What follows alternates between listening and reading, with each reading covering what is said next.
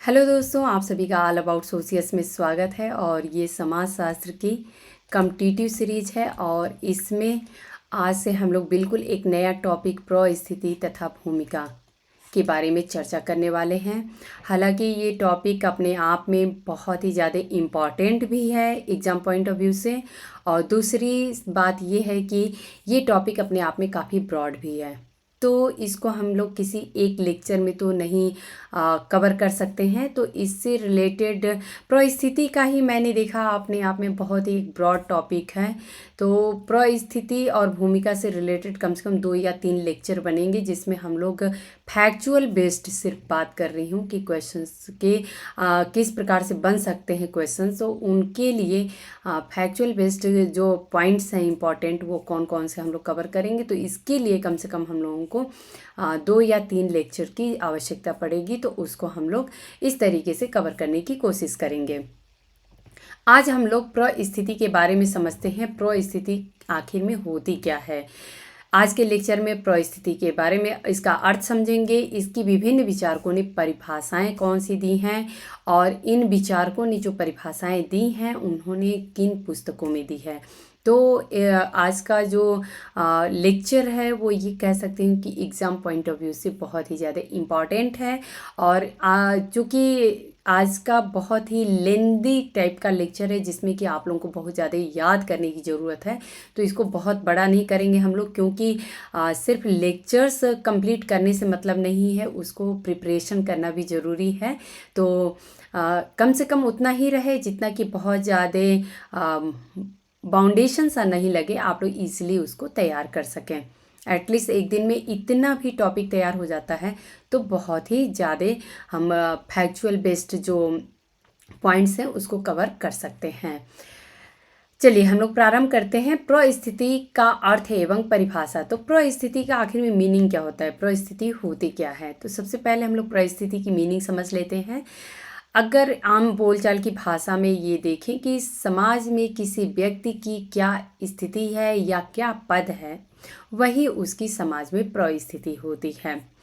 तो जैसे कि एक एग्जाम्पल से समझते हैं कि किसी एक फैमिली में, किसी परिवार में जो मुखिया है, मान लेते हैं दादा है। तो जो दादा है वो मुखिया है उस फैमिली की। देखा जाए तो उस परिवार में उनकी स्थिति जो है वो सर्वोच्च है। तो परिवार में जो दादा की परिस्थिति है वो उस परिवार से इंगित है या जुड़ी हुई है, और उस परिवार में उनका ये पद जो है सर्वोच्च है, इसलिए उनकी परिस्थिति परिवार में सर्वोच्च है। लेकिन सेम वही पर्सन, वही दादा अगर किसी बैंक में क्लर्क हैं या फिर चपरासी हैं, तो बैंक में उनकी परिस्थिति जो है मैनेजर के कंपेयर में, तुलना में निम्न है। तो इस प्रकार से परिस्थिति को देखा जाए तो इस समाज में, समाज के द्वारा क्या हमें पद मिले हुए हैं, क्या हमारी प्रतिष्ठा मिली हुई है, वही हमारी परिस्थिति कहलाती है। वहाँ पे परिवार में दादा की, जो वह व्यक्ति है दादा के पोजीशन पे, उसकी परिस्थिति सर्वोच्च है। लेकिन बैंक में अगर हमने कंपेयर किया तो मैनेजर के कंपेयर में उसकी निम्न हो गई। यहाँ से एक बात क्लियर होती है कि परिस्थिति जो होती है वो सापेक्ष होती है। कैसे? जैसे कि अगर कोई व्यक्ति अध्यापक है तो इसका दूसरा पहलू ये ज़रूर है कि कोई विद्यार्थी भी है। विद्यार्थी अगर नहीं हो तो अध्यापक का अपना कोई अस्तित्व नहीं है। या फिर उसी तरीके से डॉक्टर है और मरीज है, तो मरीज अगर नहीं है तो डॉक्टर का अस्तित्व नहीं है। या फिर अगर ग्राहक नहीं है तो दुकानदार का अस्तित्व नहीं है। तो जो परिस्थिति होती है समाज में वो सापेक्ष होती है, एक दूसरे की तुलना में होती है। या कोई अगर हम बोलें कि फला व्यक्ति का स्टेटस बहुत ही हाई है, अर्थात ये प्रूफ होता है कि किसी व्यक्ति का समाज में स्टेटस लो भी है। या फिर कोई बहुत अमीर है तो कोई बहुत गरीब भी है। अगर गरीब ही न हो तो हम डिसाइड ही नहीं कर सकते हैं कि कौन अमीर है। तो इस प्रकार से जो परिस्थिति होती है वो सापेक्ष होती है। तो उम्मीद है कि अभी आप लोगों को एक ओवरऑल क्लियर हो गया होगा कि आखिर में परिस्थिति होती क्या है। इसको आखिर में विभिन्न विचारकों ने किस प्रकार से परिभाषित किया है, इसको हम लोग अगर जब समझ लेंगे तो बिल्कुल क्लियर हो जाएगी पिक्चर कि आखिर में परिस्थिति रियल में होती क्या है। तो चलिए हम लोग प्रारंभ करते हैं। पहला कथन इलियट एवं मैरिल का लेते हैं और इन्होंने अपना परिस्थिति से संबंधित जो कथन है वो अपनी बुक सोशल डिसऑर्गेनाइजेशन में लिखा है या दिया है। तो यहाँ पे एक फैक्ट और एग्जाम पॉइंट ऑफ व्यू से तैयार होता है कि इलियट एवं मैरिल की बुक सोशल डिसऑर्गेनाइजेशन है। और दूसरा फैक्ट यहाँ पे ये होता है कि सोशल डिसऑर्गेनाइजेशन जो इलियट एवं मैरिल की बुक है उसमें इन्होंने परिस्थिति की परिभाषा दी है। और अब तीसरा फैक्ट ये है कि आखिर में परिस्थिति की परिभाषा क्या है, तो इसको हम लोग समझते हैं। इन्होंने कहा है कि परिस्थिति व्यक्ति का वह पद है, यहाँ पे आप लोग ध्यान दीजिए, परिस्थिति व्यक्ति का वह पद है जिससे व्यक्ति किसी समूह में अपने लिंग, आयु, परिवार, वर्ग, व्यवसाय, विवाह अथवा प्रयत्नों आदि के कारण प्राप्त करता है। तो यहाँ पे एक बात और क्लियर हो रही है इनके कथन से, इलियट एवं मैरिल के कथन से, कि परिस्थिति जो होती है वो दो प्रकार की देखने को मिल रही है।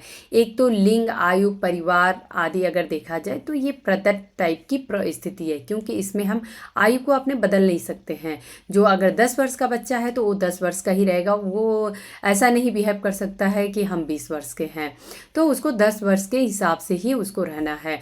या फिर कोई 80 वर्ष के यदि बुजुर्ग हैं तो वो 10 साल के बच्चे का नहीं उम्र ले सकते हैं या पोजीशन ले सकते हैं। तो इस प्रकार से लिंग जो है, आयु है, परिवार है, ये सभी के सभी देखा जाए तो प्रदत्त परिस्थिति को इंडिकेट करते हैं। वहीं पे वर्ग, व्यवसाय, विवाह या फिर प्रयत्नों के कारण हम अपने खुद ट्राई करते हैं कि हमारी समाज में परिस्थिति कैसी हो।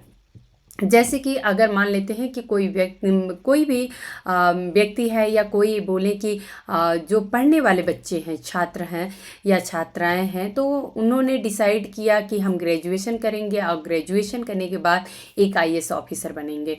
तो आईएएस ऑफिसर बनने के लिए ये उनकी प्रदत्त परिस्थिति नहीं है, उनको उस लेवल तक डेडिकेशन चाहिए, उस लेवल तक उनको मेहनत करनी पड़ेगी, एग्ज़ाम निकालना पड़ेगा। और फिर अगर वो इन फ्यूचर आईएएस ऑफिसर बन जाते हैं तो समाज में उनकी परिस्थिति जो है उच्च हो जाती है। तो इस प्रकार से ये जो है आईएएस ऑफिसर या फिर कोई भी गवर्नमेंट जॉब में हम जाते हैं या फिर कुछ भी इस तरीके का बिजनेस में हम जाते हैं तो ये हमारे प्रयत्नों आदि के कारण प्राप्त होता है। ये हमारी अचीव्ड, अर्जित की हुई परिस्थिति होती है। तो इलियट एवं मैरिल के कथन में जो की टर्म निकल के आता है वो लिंग, आयु, परिवार, वर्ग, व्यवसाय, विवाह, ये सारे के सारे टर्म्स जो हैं इलियट एवं मैरिल के कथन में आते हैं। अगला कथन है ऑगबर्न एवं निमकाफ का। इन्होंने अपनी जो परिस्थिति की परिभाषा दी है वो अपनी पुस्तक अ हैंडबुक ऑफ सोशियोलॉजी में दी है। तो यहाँ ये भी फैक्ट्स है कि अ हैंडबुक ऑफ सोशियोलॉजी जो है ऑगबर्न एवं निमकाफ की बुक है। इन्होंने परिस्थिति की परिभाषा दी है कि परिस्थिति की सबसे सरल परिभाषा यह है कि यह समूह में व्यक्ति के पद का प्रतिनिधित्व करती है। तो बहुत ही सिंपल सी परिभाषा है कि समूह में व्यक्ति के पद का प्रतिनिधित्व करती है, इसी को हम परिस्थिति कहते हैं। तो ये ऑगबर्न और निमकाफ के कथन में की टर्म्स हो जाता है, आप लोग ध्यान रखिएगा। लेपियर का जो कथन है परिस्थिति से या परिभाषा जो परिस्थिति से रिलेटेड दी गई है, इनकी book a theory of social control में दी गई है। तो ये आप लोग याद रखिएगा कि ये लेपियर की बुक है, a theory of social control. और इस बुक में इन्होंने ये परिभाषा दी है कि सामाजिक परिस्थिति सामान्यतः उस पद के रूप में समझी जाती है जो एक व्यक्ति समाज में प्राप्त किए होता है। तो यहाँ पे की टर्म है कि व्यक्ति समाज में जो प्राप्त करता है पद, उसी को सामाजिक परिस्थिति कहते हैं। ये कथन लेपियर के द्वारा दी गई है। किम्बॉल एंग किम्बॉल यंग जो हैं, ये इनकी बुक है अ हैंडबुक ऑफ सोशल साइकोलॉजी। यहाँ पे आप लोग आगबर्न एवं निमकाफ से बिल्कुल कंफ्यूज नहीं होइएगा। उनकी बुक है अ हैंडबुक ऑफ सोशियोलॉजी और वहीं पे किम्बॉल यंग की बुक है अ हैंडबुक ऑफ सोशल साइकोलॉजी। तो बिल्कुल कंफ्यूज नहीं होइएगा, दोनों लोगों के बुक का नाम अलग है, हालांकि देखने में एक जैसे लगते हैं बट नाम अलग है।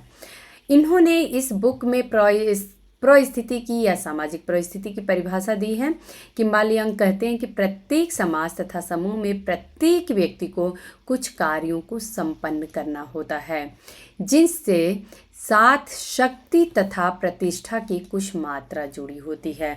तो अगर परिस्थिति है किसी की समाज में कुछ भी है तो उसी के साथ उसके कुछ पावर जुड़े होते हैं और उसी के साथ उसकी कुछ प्रेस्टीज अर्थात प्रतिष्ठा जुड़ी हुई होती है। शक्ति तथा प्रतिष्ठा की जिस मात्रा का प्रयोग करते हैं वह उसकी परिस्थिति होती है। तो यहाँ पे किम्बॉल यंग की दो फैक्ट्स निकल के आते हैं। पहला तो ये कि अ हैंडबुक ऑफ सोशल साइकोलॉजी इनकी बुक है और दूसरा परिस्थिति की परिभाषा में जो की टर्म है वो शक्ति तथा प्रतिष्ठा की बात करते हैं। तो ये आप लोग ध्यान रखिएगा।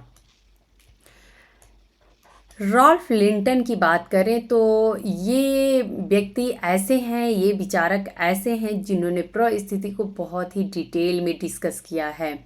तो यहाँ पे अगर मैं थोड़ा सा आप लोगों को पास्ट में ले जाऊँ तो अरस्तु का नाम आप लोगों ने सुना होगा।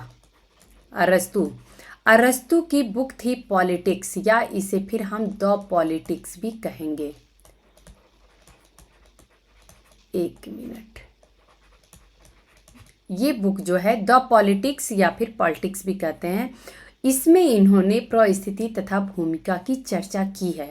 आप लोग समझ सकते हैं कि अरस्तु कितने प्राचीन विचारक हैं, लेकिन अगर डिटेल में डिस्कशन की बात करें तो ये विचारक राल्फ लिंटन हैं। एकमात्र ये ऐसे विचारक रहे हैं जिन्होंने परिस्थिति तथा भूमिका को बहुत ही डिटेल में डिस्क्राइब किया है और इन्होंने अपनी book a study of man जो कि 1936 में प्रकाशित हुई थी, इस बुक में इन्होंने डिस्कस किया है परिस्थिति और भूमिका के बारे में। तो यहाँ पे आप लोगों को ये बुक इतनी ज़्यादा इम्पॉर्टेंट हो जाती है कि इस बुक का सन तक पूछ दिया जाता है कि जो सन मैच करने के लिए यदि आ जाता है या फिर ये हो जाता है कि अ study of man Ralph Linton की जो बुक है वो किस वर्ष में प्रकाशित हुई थी। तो इतनी ज़्यादा इम्पॉर्टेंट बुक है कि इसका सन तक याद रखना बहुत ज़्यादा ज़रूरी होता है। वहीं पे यहाँ पे अगर आप लोग इनकी किंग्सले डेविस की बुक अगर आप लोग देखें ह्यूमन सोसाइटी, तो ये बुक भी 1936 में ही प्रकाशित हुई थी। तो आप लोग इसको कोरिलेट करके याद कर सकते हैं। राल्फ लिंटन की बात करें तो यहाँ पे चूँकि मैं बता चुकी हूँ कि इन्होंने काफ़ी डिटेल में परिस्थिति और भूमिका को डिस्कस किया है। तो परिस्थिति की परिभाषा यहाँ पे हम लोग सबसे पहले समझ लेते हैं। इन्होंने कहा है कि सामाजिक व्यवस्था के अंतर्गत किसी व्यक्ति को एक समय विशेष में जो स्थान प्राप्त होता है उसी को उस व्यक्ति की सामाजिक परिस्थिति कहा जाता है। तो एक समय विशेष में जो स्थान किसी व्यक्ति को प्राप्त है वो उसकी परिस्थिति होती है। ऐसा हो सकता है कि अगर दूसरे समय में हम देखें या जो व्यक्ति आज जिस परिस्थिति में है 5 साल बाद उसकी परिस्थिति समाज में बदल सकती है। तो इस प्रकार से राल्फ लिंटन ने इतना एक्यूरेट डेफिनेशन दिया है कि एक समय विशेष में जो किसी व्यक्ति को समाज में स्थान प्राप्त होता है वही उस व्यक्ति की सामाजिक परिस्थिति होती है। और यहाँ पे आप लोगों को पता होगा सॉरी, राल्फ लिंटन की जब बात आती है तो इन्होंने परिस्थिति 2 प्रकार की बताई है। ये आप लोगों को याद होगा। पहली परिस्थिति जो होती है प्रदत्त परिस्थिति होती है और दूसरी जो होती है वो अर्जित होती है। इसको हम लोग अपने अगले जो लेक्चर होंगे उसमें डिटेल में समझेंगे, लेकिन यहाँ पे राल्फ लिंटन से रिलेटेड इतने इम्पॉर्टेंट फैक्ट हैं परिस्थिति से जुड़े हुए। बीर स्ट्रीट का कथन है कि सामान्यतः एक परिस्थिति समाज अथवा एक समूह में एक पद है। बहुत ही सिंपल सा डेफिनेशन कि समाज अथवा एक समूह में एक पद जो होता है उसी को हम सामाजिक परिस्थिति कहते हैं। और बीर स्ट्रीट का ये कथन द सोशल ऑर्डर में इन्होंने अपनी पुस्तक में दिया। तो बीर स्ट्रीट की बुक की अगर बात करें तो जैसे ही बीर स्ट्रीट का नाम आता है द सोशल ऑर्डर आता है, वैसे ही राल्फ लिंडन की बात करें तो स्टडी ऑफ मैन आता ही है। और किंग्सले डेविस की यदि बात करें तो ह्यूमन सोसाइटी, वेरी कॉमन, मतलब कि ये कहेंगे कि जो भी अगर सोशोलॉजी का स्टूडेंट होता है तो उसको ये तो पक्का पता ही रहता है।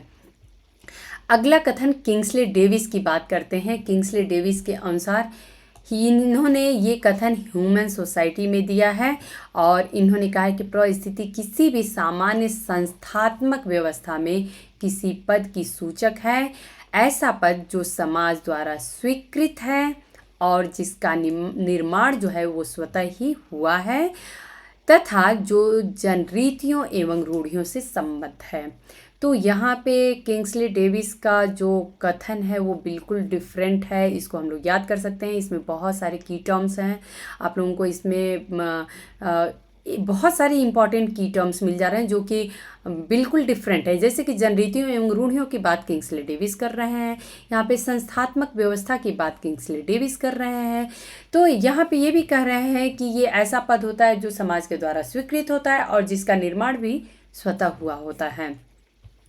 तो ये कुछ की टर्म्स मैंने यहाँ पे मेंशन कर दिए हैं जिससे आप लोग किंग्सले डेविस को याद रख सकते हैं कि इन्होंने ये परिस्थिति की परिभाषा दी है।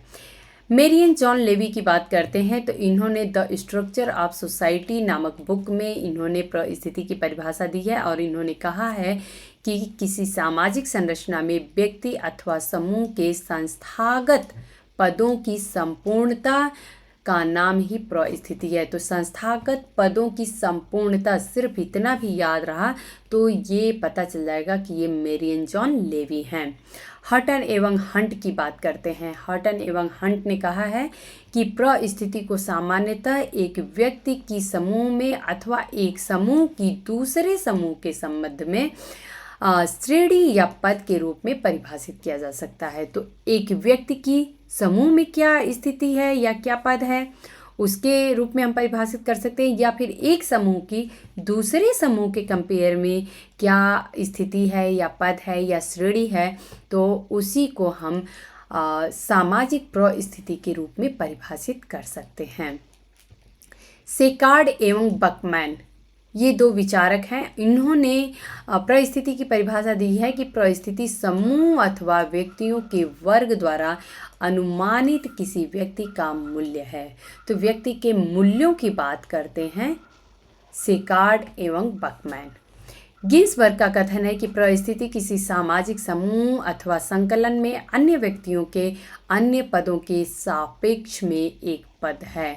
तो यहाँ पे आप लोगों को की टर्म मिल रहा है, सापेक्ष की बात गिन्सबर्ग ने की है। और ऑलरेडी हम लोग जब परिस्थिति के समझ रहे थे कि आखिर में परिस्थिति क्या है, तो मैंने बताया था कि परिस्थिति जो होता है वो एक सापेक्ष पद होता है। अगर कोई अमीर है तो कोई गरीब है, कोई अध्यापक है तो कोई विद्यार्थी है, इस प्रकार से कोई माँ है तो कोई पुत्र या पुत्री है, कोई पति है तो कोई पत्नी है।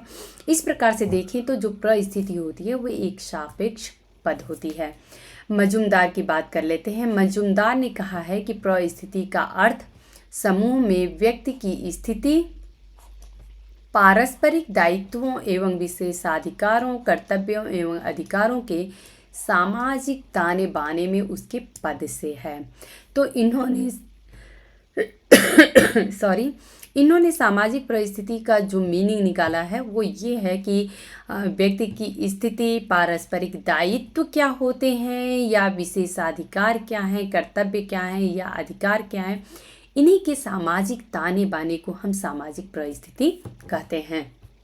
तो मजूमदार के कथन भी बहुत ज़्यादा इंटरेस्टिंग है और इसमें की टर्म्स भी आप लोगों को बिल्कुल डिफरेंट दिख रहा है, जिसमें अधिकारों की बात हो रही है, कर्तव्यों की बात हो रही है, दायित्वों की बात हो रही है। तो ये सारे की टर्म्स जो हैं वो मजूमदार के कथन में परिस्थिति से संबंधित दिखते हैं। मैकाइवर एवं पेज के कथन की बात करें तो इन्होंने कहा है कि परिस्थिति वह सामाजिक पद है जो व्यक्तिगत गुण तथा सामाजिक सेवा से पृथक व्यक्ति के आदर, प्रतिष्ठा एवं प्रभाव की मात्रा का निर्धारण करती है।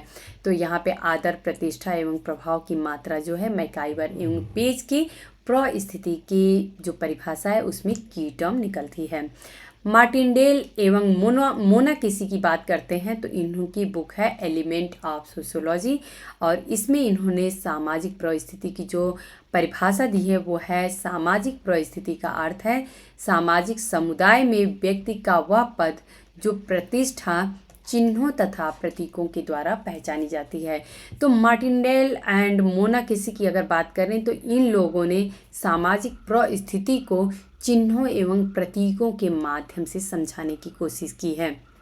अगर एग्जाम में पूछ दिया जाए कि परिस्थिति के जो परिभाषा है या परिस्थिति का जो कॉन्सेप्ट है उसमें चिन्हों और प्रतीकों की बात किसने की है, तो यहाँ पे सीधे सीधे आंसर हो जाएगा मार्टिनडेल एवं मोनाकेसी। इन्होंने चिन्हों एवं प्रतीकों की बात किस प्रकार से की है, जिस प्रकार से अगर भारतीय हम परिप्रेक्ष्य में देखें तो एक महिला अगर शादीशुदा है तो उसकी मांग में सिंदूर जरूर होता है, या फिर पैर में जो बिछिया या मीना बोलते हैं वो जरूर होता है।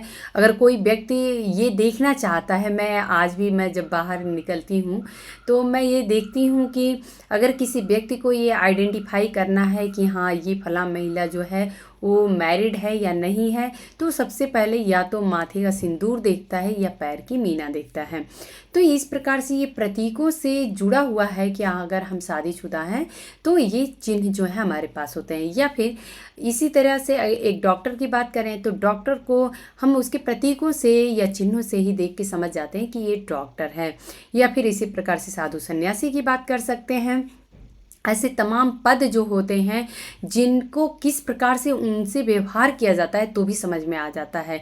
अब जैसे अगर कहीं पे कोई किसी भी चीज़ का मानते हैं फंक्शन है और वहाँ पे अगर किसी को बुलाया गया है इनॉग्रेशन के लिए, तो वहाँ पे देखेंगे कि देखते ही समझ में आ जाता है कि बाकी व्यक्ति उनके साथ कैसे व्यवहार कर रहे हैं। तो समझ में आ जाता है कि हाँ ये चीफ गेस्ट हैं या फिर ये कोई बड़े लेवल के ऑफिसर हैं। तो इस तरीके की जो रिएक्शन होते हैं लोगों के उनके प्रति, इससे ये समझ में आ जाता है कि फला व्यक्ति क्या हो सकता है। तो मार्टिनडेल ने इसी को डिस्क्राइब करने की कोशिश की है और इन्होंने कहा है कि समाज में व्यक्ति के पद जो होते हैं इसका ज्ञान दो बातों से होता है। पहला तो ये होता है कि पद से संबंधित प्रतीक। तो जैसे कि अगर मान लेते हैं कि किसी असिस्टेंट कमिश्नर की कोई गाड़ी जा रही है, सिर्फ गाड़ी के ऊपर लिखा हुआ है असिस्टेंट कमिश्नर ऑफ गोवा या फिर मुंबई या फिर महाराष्ट्र या फिर एमपी, ऐसा अगर कुछ भी लिखा गया है तो इतना समझ में आ जाएगा कि व्यक्ति अंदर बैठा है या नहीं बैठा है। लेकिन ये जो है ये असिस्टेंट कमिश्नर की जो है गाड़ी है, या फिर अंदर उसमें जो भी व्यक्ति बैठा है वो असिस्टेंट कमिश्नर है। तो ये चीज़ सिर्फ देख के समझ में आ जाती है, इसमें हमें अलग से पता करने की ज़रूरत नहीं होती है। वहीं पे अगर देखा जाए तो इन्होंने दूसरा जो बात कहा है, उन्होंने कहा है कि उस व्यक्ति के व्यवहार प्रदर्शन से भी पता चलता है। तो उस व्यक्ति का व्यवहार कैसे होता है, जैसे कि एक डॉक्टर की बात करें तो डॉक्टर को हम देखते ही समझ में आ जाएगा कि हाँ ये जो हैं वो डॉक्टर हैं। पहला तो उनके प्रतीक से समझ में आ जाएगा, उन्होंने किस प्रकार के ड्रेसेस पहने हैं, स्टेथोस्कोप गले में लटकाया हुआ है, तो समझ में आ जाएगा कि ये एक डॉक्टर हैं। और साथ ही वो किस प्रकार से बात कर रहे हैं, किस टॉपिक पे बात कर रहे हैं, उनका किस प्रकार का बिहेवियर है लोगों के सामने, तो उससे समझ में आ जाता है कि अच्छा यही डॉक्टर हैं। मान लेते हैं कि अगर आप लोग हॉस्पिटल जा रहे हैं और हॉस्पिटल में आप लोग बहुत सारा भीड़ लगा हुआ है, लेकिन उस भीड़ में एक ऐसा पर्सन बैठा होता है जिसको आप देख के और डिसाइड कर लेते हैं कि हाँ ये व्यक्ति जो है वो डॉक्टर है या फिर नर्स है। तो उसके व्यवहार से ही पता चलता है, ना कि उसने कुछ बताया आपको कि मैं डॉक्टर हूँ, लेकिन ये देख के समझ में आ जाता है कि हाँ ये डॉक्टर है। तो मार्टिनडेल ने कहा है कि व्यक्ति के पद का ज्ञान जो है वो दो बातों से होता है। पहला पद से संबंधित प्रतीक होता है और दूसरा जो है व्यक्ति के व्यवहार का प्रदर्शन कैसा हो रहा है इससे। यहाँ पे मार्टिनडेल के संबंध में मैं फिर एक बार आप लोगों को बता दूं कि अगर जहाँ भी बात परिस्थिति में प्रतीकों की आएगी, एक टॉपिक बिल्कुल क्लियर है कि ये मार्टिनडेल हैं। तो मार्टिनडेल ने परिस्थिति को प्रतीकों से जोड़ के और फिर परिभाषित किया था। तो दोस्तों आज हम लोग बस इतना ही कवर करेंगे, क्योंकि अभी प्रस्थिति से संबंधित इसकी विशेषताएं क्या होती हैं, भूमिका के साथ इसका संबंध क्या है, और प्रस्थिति से संबंधित और भी बहुत सारे टर्म्स हैं जिसको हम लोग अपने अगले लेक्चर में डिस्कस करेंगे। एक ही लेक्चर बहुत ज़्यादा लेंदी हो जाए तो उसका कोई मीनिंग नहीं है। मीनिंग ये है कि जो भी आप लोग समझिए, सुनिए, उसको अच्छे से तैयार भी करिए। तो उम्मीद है कि आप लोगों को लेक्चर्स पसंद आ रहे होंगे, और यदि पसंद आते हैं तो आप लोग लाइक किया करिए, अपने दोस्तों में शेयर किया करिए, हमें कमेंट करके बताया करिए। धन्यवाद।